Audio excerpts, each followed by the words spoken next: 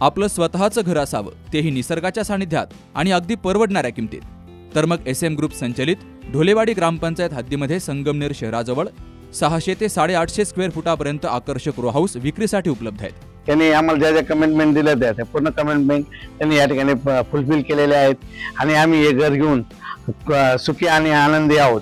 व्हरांडा, parking area, स्वयंपाकघर, dry balcony, bedroom, bathroom सर्व वास्तुशास्त्रानुसार बांधलेले, समोर प्रशस्त रस्ता, शुद्ध हवा आणि पाणी, वीज, स्ट्रीट लाईट यांसह सर्व मूलभूत सुविधा उपलब्ध। खूप छान रो हाऊस आहे, लो बजेट मध्ये, शिवाय आपल्याला परवडेल असे आहे, त्याच्यामुळे तुम्ही बिनधास्त घेऊ शकतात। सगळ्या सुखसोयी आहेत इथे। तेव्हा आपल्या स्वप्नातील घरासाठी आजच संपर्क करा। SM group 97501 93901। महाराष्ट्र कामगार कल्याण संघटना संगमनेर यांच्या वतीनं शहरातील नोंदणीकृत घरेलू महिला कामगारांना पक्के घरकुल मिळावे या मागणीसाठी 14 ऑक्टोबरला सकाळी 11 वाजता प्रांत कार्यालयावर भव्य महिला मोर्चा काढला गेला। गुंजाळवाडी, सुकेवाडी आणि घुलेवाडी परिसरातील शासकीय जमिनी घरकुल निर्मितीसाठी मिळाव्यात या मागणीसाठी हजारो महिला मोर्चात सहभागी झाल्या आणि घोषणाबाजी करत शासनाचं लक्ष वेधलं। आमदार सत्यजित तांबे यांच्या नेतृत्वाखाली महाराष्ट्र कामगार कल्याण संघटना संगमनेर यांच्या वतीनं गटविकास अधिकारी प्रवीण सिनारे आणि नगर परिषदेच्या मुख्याधिकारी धनश्री पवार यांना निवेदन दिलं गेलंय। यावेळी पदवीधर मतदारसंघाचे आमदार सत्यजित तांबे, महाराष्ट्र कामगार कल्याण संघटनेचे अध्यक्ष सचिन साळुंखे, शिवसेना शहर प्रमुख अमर कतारी यांसह मान्यवरांची उपस्थिती होती।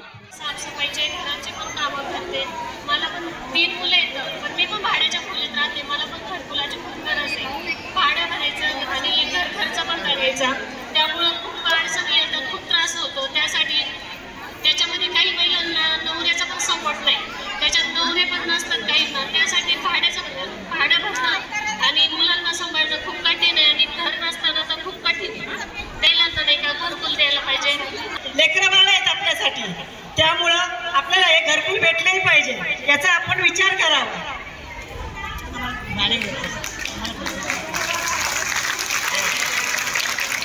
घरकुल हा विषय खूप महत्त्वाचा आहे आपल्यासाठी आणि जे लोक खरोखरच त्यांना घर नाहीये, जे भाडं भरतात, ते लोकांचे काम करतात, दिवसभर काम करतात, पोरांकडे लक्ष देण्यासाठी सुद्धा त्यांच्याजवळ वेळ असत नाही आणि जे काही त्यांना रोजगार भेटतो त्याच्यातून भाडे देईल का, पोट पाणी भरेल का, लेकरांकडे बघेल, अशा अवस्थामध्ये त्यांचे खूप हाल होतात।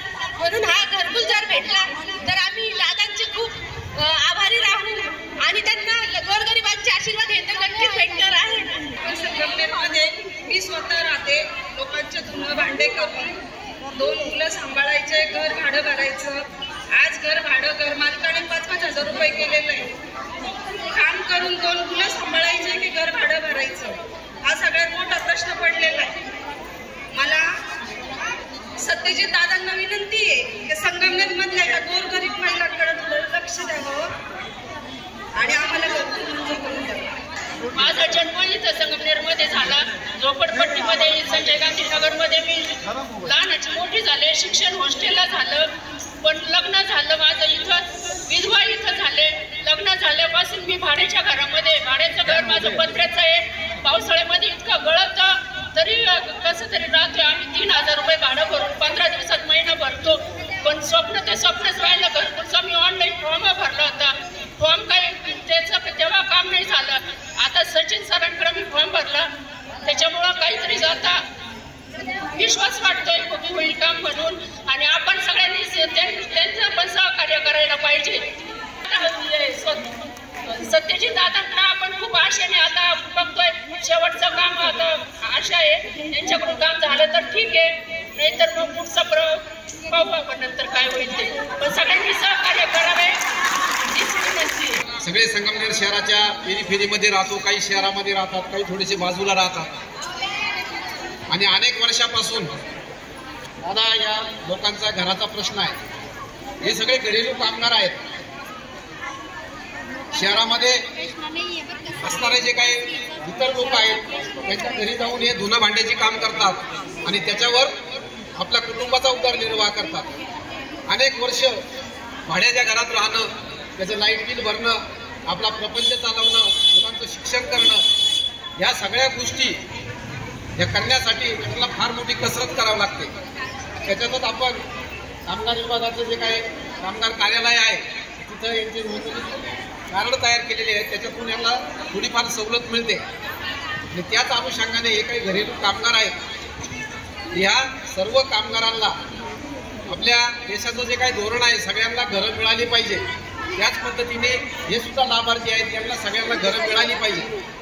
सगळे पात्र लाभार्थी आहेत, पण परिस्थिती अशी आहे की ह्या लोकांना घर बांधण्यासाठी जागा नाही. ग्रामीण भागामध्ये सरकारी गायरान जमीन असेल, इतर सरकारी जमीन असेल ती मिळते.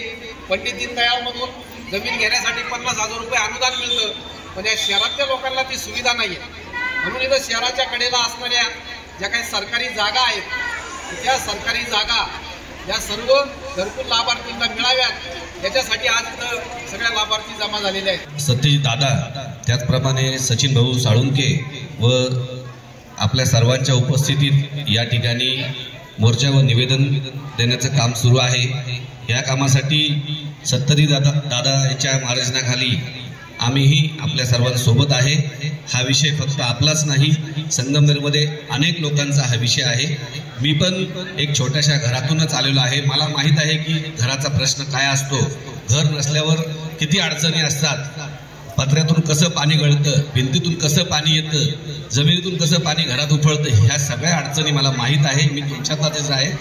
सचिन भाऊंनी जो आपल्यासाठी जो मुद्दा उपस्थित केला हा खूप महत्त्वाचा आहे. मी शिवसेना उद्धव बाळासाहेब ठाकरे पक्षाच्या वतीनं आपल्या सर्व मागण्यांना पाठिंबा देत आहे आणि सत्यजित दादांच्या मार्गदर्शनाखाली 100% हा निर्णय होईल.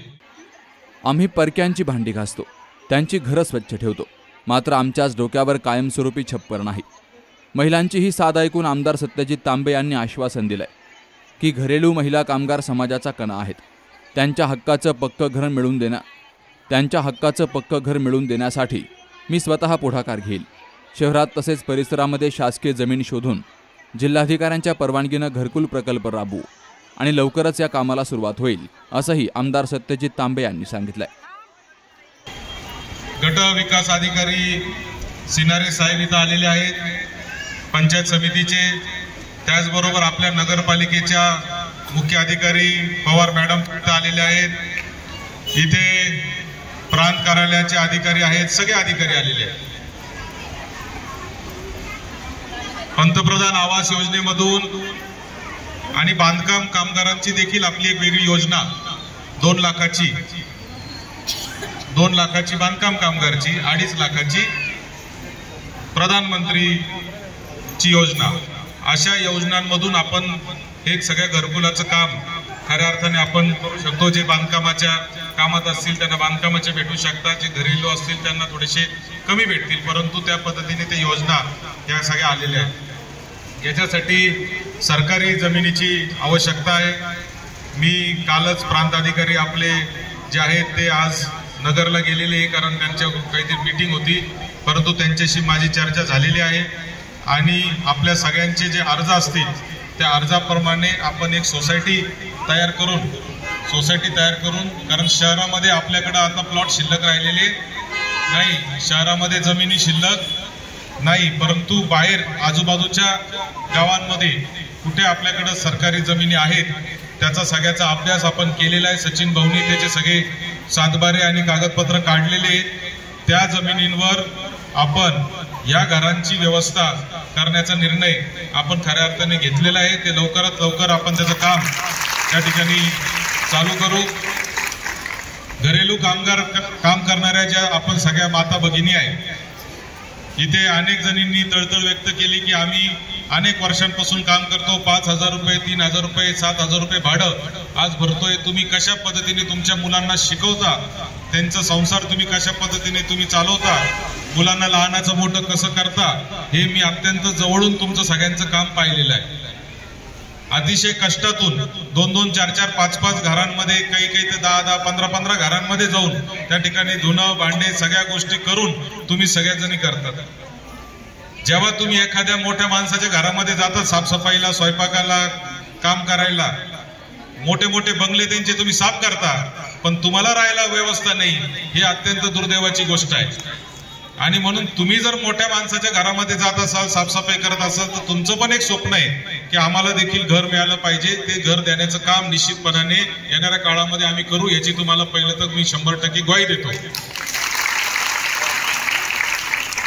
इथे BDO साहेब आहेत.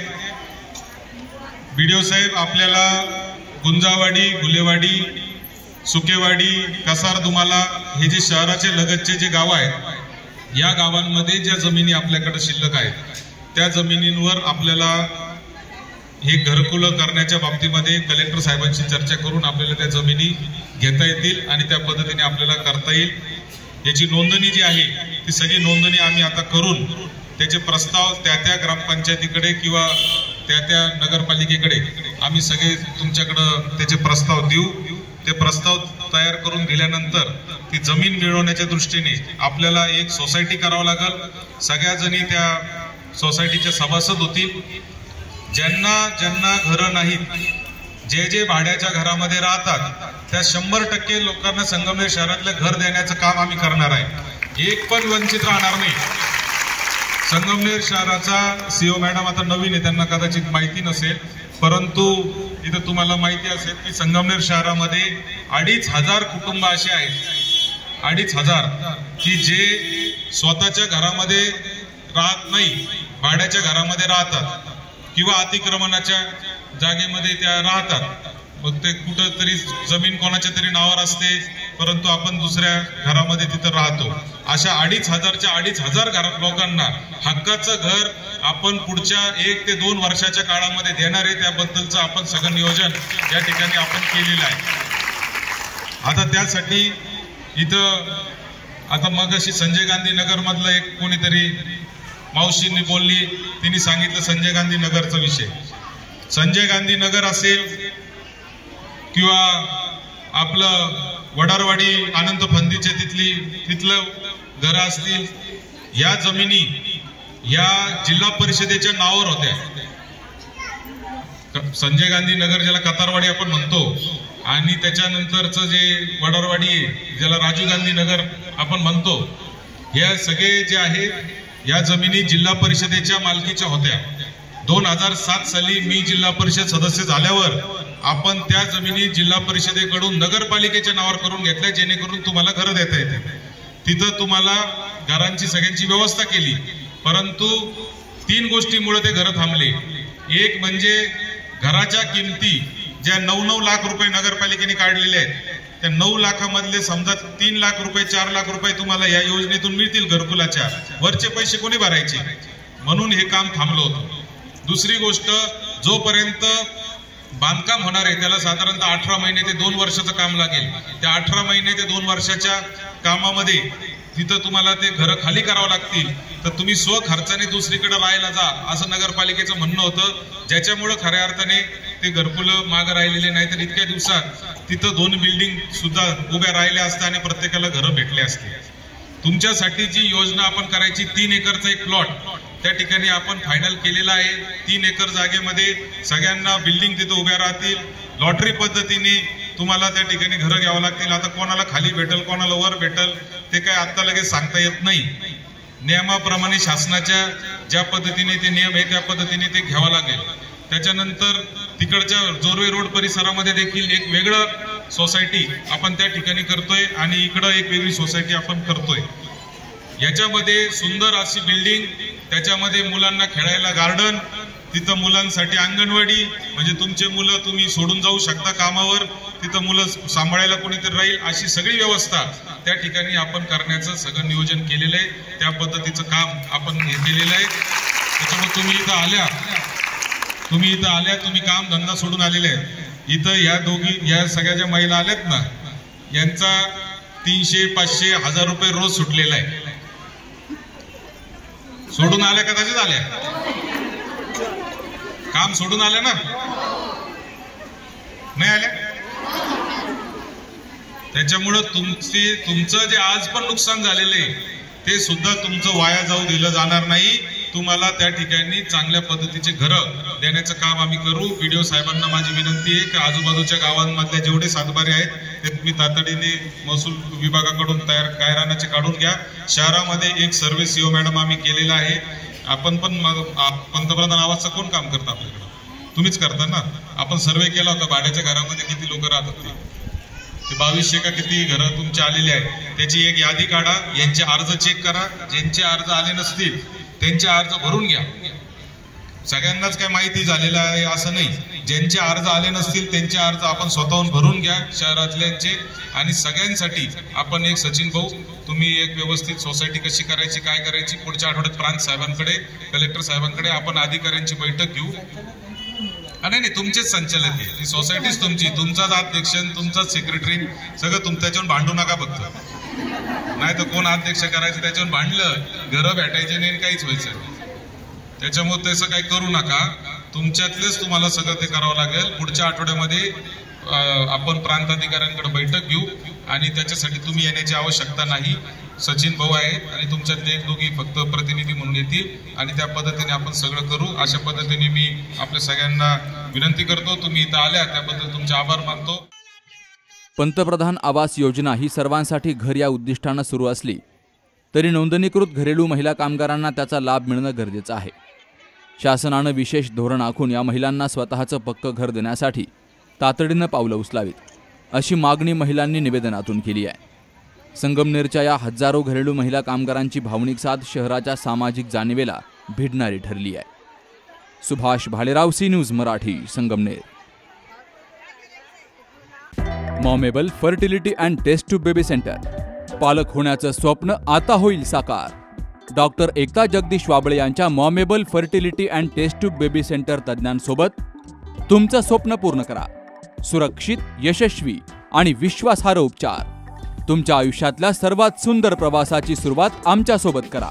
कारण आम्ही देतोय अद्ययावत तंत्रज्ञान, अनुभवी डॉक्टर आणि वैयक्तिक मार्गदर्शन. आमच्या सेवा IVF, IUI उपचार, वंध्यत्व तपासणी, अंडाणू आणि शुक्राणू गोठवणं म्हणजेच फ्रीजिंग आणि दुसऱ्या प्रयत्नासाठी सल्ला. तेव्हा आई बाबा होणं आता शक्य आहे. कारण तुमचं स्वप्न आमचं ध्येय. ठिकाण 2रा मजला, Sanjeevan hospital and research centre, Nashik Pune road, hotel Prasad समोर, संगमनेर. संपर्क 8080 215 215.